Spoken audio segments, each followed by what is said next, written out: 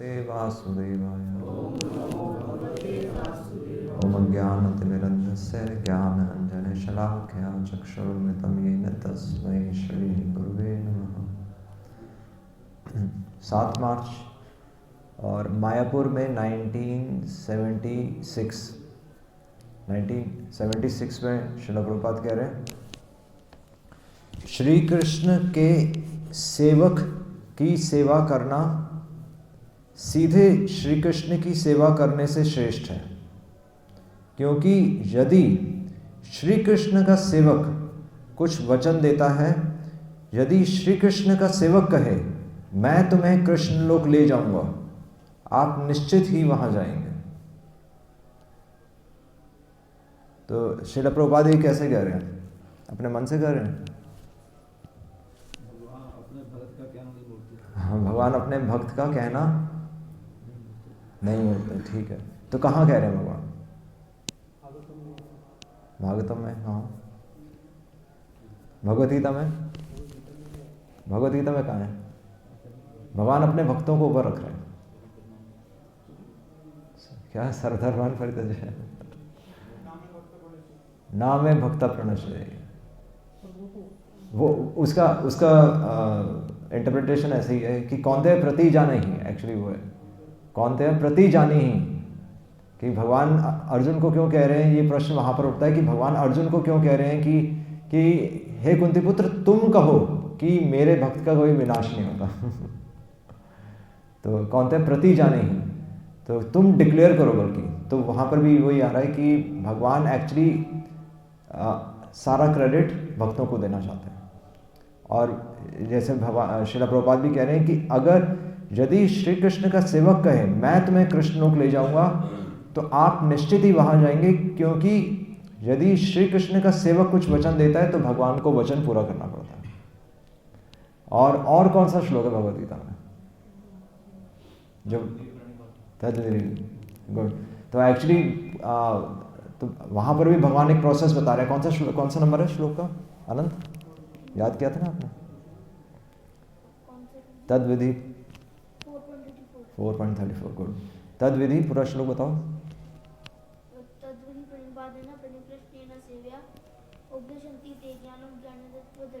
चलो गुड। 4.34 में भगवान कह रहे हैं कि तद विधि प्रणिपाते ना, कि एक प्रोसेस है, उस प्रोसेस को फॉलो करो। तद विधि कि भगवान को समझने का एक प्रोसेस है, और वो प्रोसेस क्या है? मेरे भक्तों के द्वारा। तो भगवान वहां पर भी कह रहे हैं, और भगवान कौनते हैं प्रति जाने 9 चैप्टर में भी भगवान कह रहे हैं कि अर्जुन को कह रहे हैं कि तुम डिक्लेयर करो कि मेरे भक्त का कभी भी विनाश नहीं होता। और भगवान नारद मुनि से भी कह रहे हैं कि ना हम तिष्ठामि वैकुंठे। क्या श्लोक है? ना हम मैं वैकुंठ में नहीं रहता, योगी नाम हृदयेषु वा, और योगियों के हृदय में भी नहीं रहता। कहाँ रहता हूँ मैं? कहाँ रहता हूँ? भक्तों के हृदय में। ठीक है, उसके ऊपर नहीं, आपको श्लोक का नेक्स्ट लाइन पता होनी चाहिए, तब आपका पास आंसर आएगा। एक्चुअली इसमें कैच है। भगवान कह रहे हैं यत्र गायन्ति मद भक्ता। तो डिफरेंस है। क्या डिफरेंस हो गया?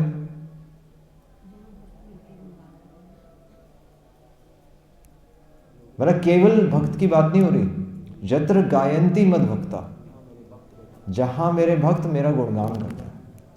तो केवल हम कई बार भक्तों के समाज में भी आकर हम संसार की बातें कर रहे होते हैं, और हमें लगता है कि हम एसोसिएशन लेके चले गए, पर वो नहीं है। भगवान यहाँ पर कैच बता रहे हैं कि यत्र गायन्ति मद भक्ता। तो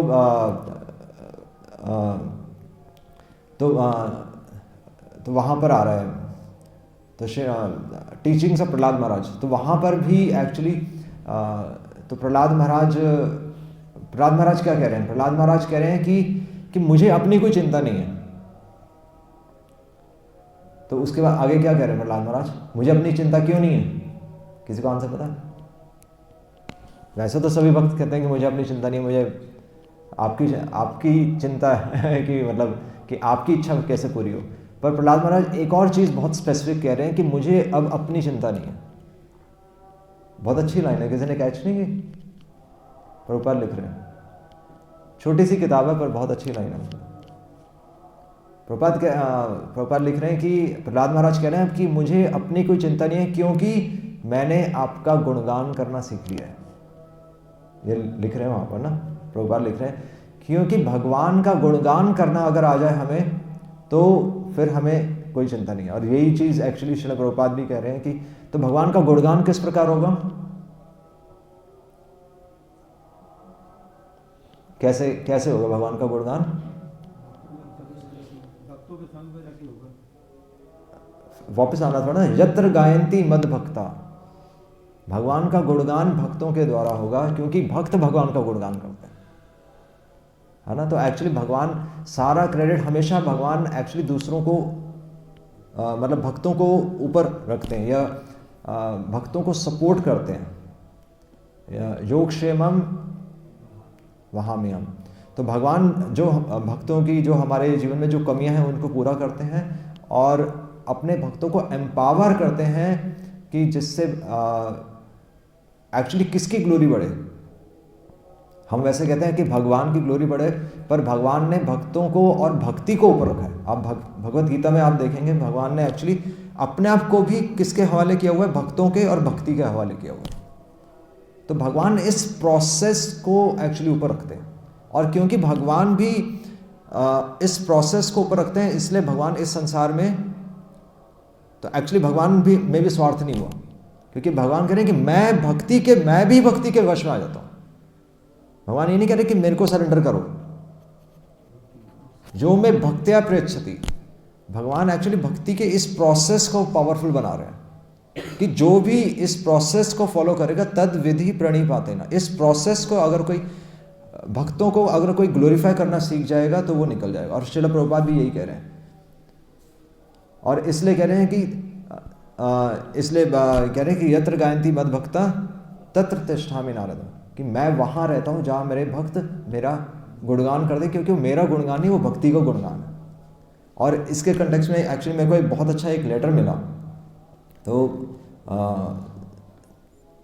वो लेटर एक्चुअली श्रील प्रभुपाद ने कब लिखा है, वो लेटर लिखा है 1956 में। तो 1956 क्या कौन सा समय था? प्रभुपाद ने इस्कॉन की स्थापना कब की?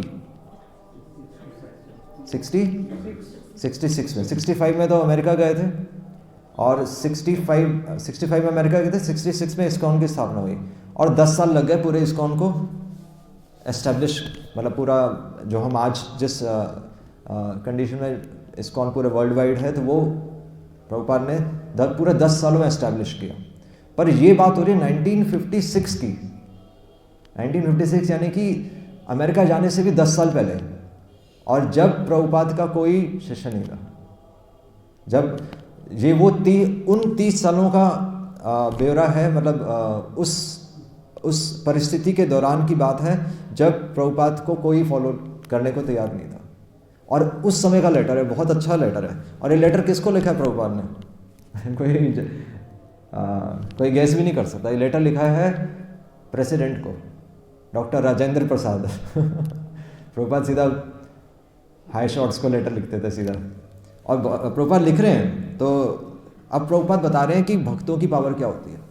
अब यहाँ पर प्रभुपाद ये बता रहे हैं, तो हमने देखा भागवतम में, भगवत गीता में भगवान भक्ति को ऊपर रख रहे हैं, और प्रभुपाद भी एक्चुअली इस दृष्टि से प्रभुपाद के इस लेटर को समझना पड़ेगा।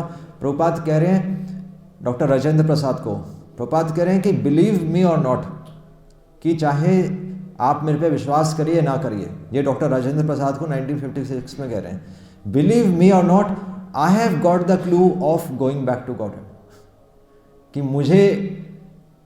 मेरे पास क्लू है कि भगवान के पास वापस कैसे जाया जा सकता है। 1956 में प्रभुपाद डिक्लेयर कर रहे हैं, I have got the clue of going back to Godhead, और कह रहे हैं कि just after leaving my present material body, इस शरीर को छोड़ने के बाद भगवान के पास कैसे जाना है, ये मुझे इसका क्लू पता चल गया।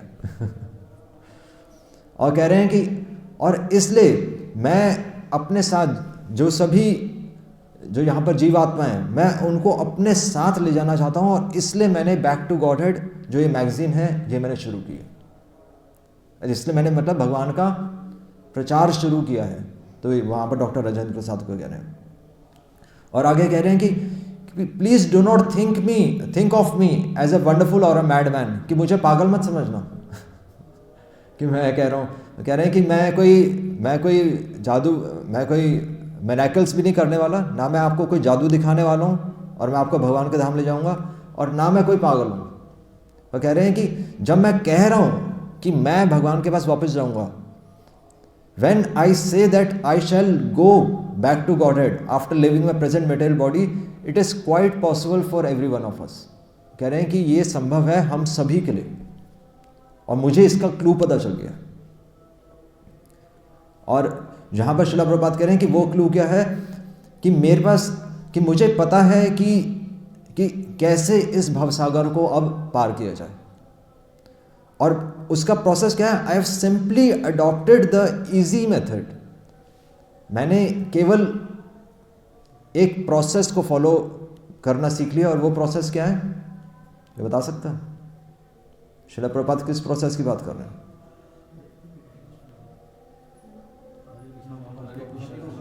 चैतन्य महाप्रभु चैतन्य महाप्रभु की तो शिक्षाएं हम फॉलो कर रहे हैं। चैतन्य महाप्रभु ने ही संकीर्तन आंदोलन किया, इसलिए हम हरे कृष्णा महामंत्र कर रहे हैं। नहीं, चैतन्य महाप्रभु ने ही बोला है परम विजयते श्री कृष्णा संकीर्तन।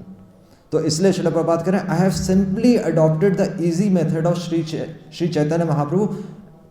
और क्यों? क्योंकि Chaitanya Mahaprabhu it is just suitable for the modern people in general, कि आज की परिस्थिति के लिए ये सबसे प्रैक्टिकल प्रोसेस है। और बिल्कुल सही बात है। आप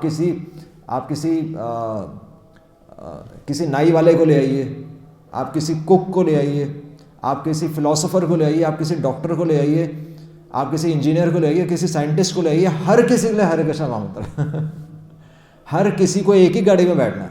इससे ज़्यादा प्रैक्टिकल प्रोसेस कोई हो ही नहीं सकता। नहीं, आपको कोई यज्ञ नहीं करना, आपको कोई अलग से कोई भगवान के विग्रह सेवा नहीं करनी, आप बल्कि जिस भी कंडीशन में हैं उस कंडीशन में भगवान का नाम ले सकते हैं। और वो नाम किस प्रकार लेना है? जिस प्रकार महाजना ये निगतः, जिस प्रकार महाजनों ने हमें बताया है कि जिस नॉलेज के साथ हमें वो नाम लेना, वो चैतन्य महाप्रभु की शिक्षा है। और बता रहे हैं कि as such I am feeling as sure, और कह रहे हैं कि मुझे कितना यकीन है, मुझे उतना यकीन है कि मैं भगवान के पास वापस जाने वाला हूँ। 1956 में कह रहे हैं ये, अभी कुछ इसका नहीं है, 10 साल पहले। As such I am feeling as sure, मैं महसूस कर सकता हूँ कि दृढ़ता से कि भगवान के पास मैं वापस जाऊँगा। As I feel without any doubt, कि जिस प्रकार खाना खाने के बाद मेरा पेट भर जाता है, हमारा पेट भर जाता है ना खाना खाने के बाद, और हम संतुष्ट हो जाते हैं। कह रहे हैं कि वही दृढ़ता से, उतनी क्लैरिटी से, उतनी स्पष्टता से मैं कह सकता हूँ कि मैं भगवान के धाम चले जाऊँगा। कह रहे हैं इतना आसान, क्योंकि कह रहे हैं कि मैंने प्रोसेस समझ लिया। और कह रहे हैं कि दिस फीलिंग, ये जो विश्वास है कि हम भगवान के धाम वापस जा सकते हैं प्रोसेस को फॉलो करके, this feeling is a necessary factor. ये जो फीलिंग आनी चाहिए, ये जो विश्वास है, ये जरूरी है। This feeling is a necessary concomitant factor of the great science of devotional service. वो प्रॉपर ले है ना इसमें, कि अगर आप एक, और वो साइंस चैतन्य महाप्रभु कह रहे हैं, आदौ श्रद्धा तथा साधु संग। पता है आपको श्लोक का? नहीं पता? सबको पता होना चाहिए ये श्लोक। मैंने बताया था ना, ये श्लोक याद किया था किसी ने उसके बाद? ये श्लोक हमें याद होना चाहिए, क्योंकि ये भक्ति में हमारे स्टेप्स रहेंगे। आदौ श्रद्धा तथा साधु संग। आप श्रद्धा से मंदिर के अंदर आएंगे, तथा साधु संग, फिर आप श्रवण करेंगे। अभी सेकंड स्टेज चल रही है। आदौ श्रद्धा तथा साधु संग अथवा भजन क्रिया। फिर भजन क्रिया क्या है? ट्रेनिंग से पहले। ये कैच था, ट्रेनिंग से पहले कुछ है। कितनी बार हम रिपीट कर चुके हैं, दीक्षा। अतः भजन क्रिया का मतलब है दीक्षा के बाद शिक्षा शुरू होती है, क्योंकि उससे पहले हम फ्री हैं, हमारे गले में कोई खूंटा नहीं। आप यहां पर भी सुनेंगे, आप हम कोई मार्केट में आपको बोलेगा आप उसको भी सुन लेंगे, नहीं, ऐसे नहीं होता। इसलिए दीक्षा जरूरी होती है। आपको एक स्कूल में एडमिशन लेना होता है, उसके बाद शिक्षा आरंभ होती है, वास्तविक शिक्षा। आदौ श्रद्धा तथा साधु संग अथा भजन क्रिया तथा अनर्थ निवृत्ति। जब हम सरेंडर करते हैं इस तरह, उसके बाद अनर्थ खत्म होंगे। और कल हमने डिस्कस किया था अनर्थ क्या है हमारे, कल के लेक्चर से क्या है,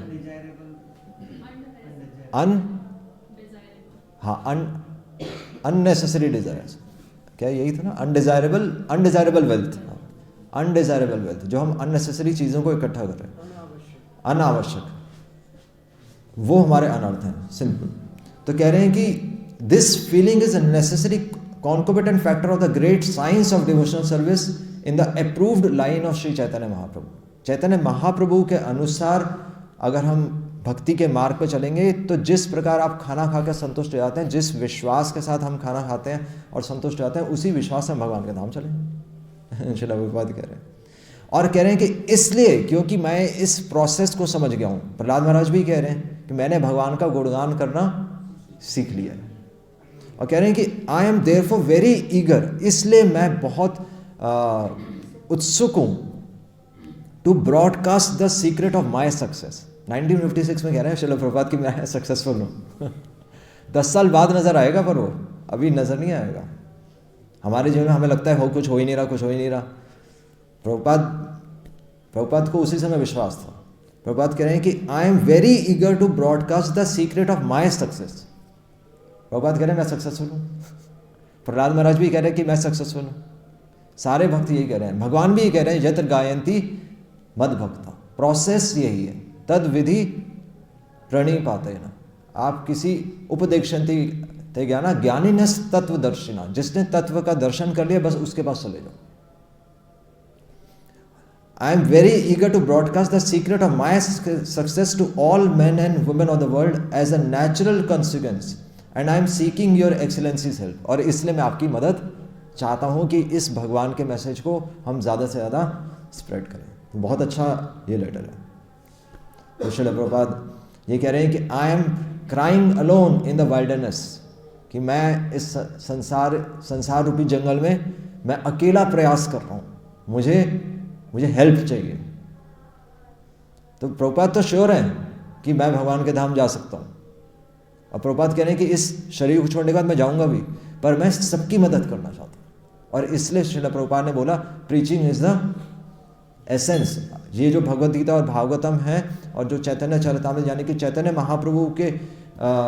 महाप्रभु ने अपने जीवन से एक भक्त के जीवन से उन्होंने भक्त का अवतार लिया, भक्त अवतारण। तो भक्त के जीवन से वो बता रहे हैं कि हम भगवान को किस प्रकार प्राप्त कर सकते हैं। सिंपल से टेक्निक है।